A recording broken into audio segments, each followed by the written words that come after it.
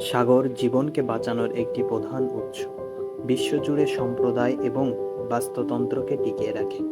তবু আমাদের ক্রিয়াকলাপ রেখাকে তার সীমায় ঠেলে দিচ্ছে। সাগরকে রক্ষা করতে আমাদের 2030 সালের মধ্যে টেকসই উন্নয়ন লক্ষ্যমাত্রা অর্জন করতে হবে। কিন্তু আমাদের সাগর দূষণ, অতিরিক্ত মৎস্য শিকার এবং জলবায়ু পরিবর্তনের কারণে হুমকির মুখে পড়ছে, যা সামুদ্রিক জীবন এবং উপকূলীয় সম্প্রদায় উভয়ই বিপদে ফেলছে। বিশ্বজুড়ে সম্প্রদায়গুলো উদ্যোগ নিচ্ছে টেকসই উন্নয়নশীল এবং সংরক্ষণ প্রচেষ্টার মাধ্যমে আমরা আমাদের সাগরের পরিবেশ আবার ফিরিয়ে আনতে পারি।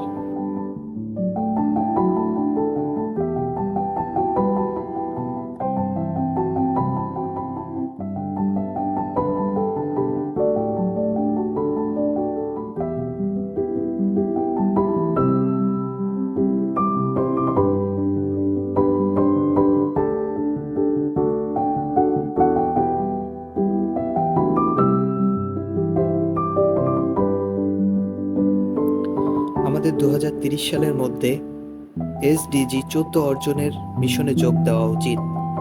আমাদের সাগরকে রক্ষা করা শুধু একটি লক্ষ্য নয়, এটি প্রয়োজনীয়তা। আসুন আমরা কাজ করি টেকসই ভবিষ্যতের জন্য।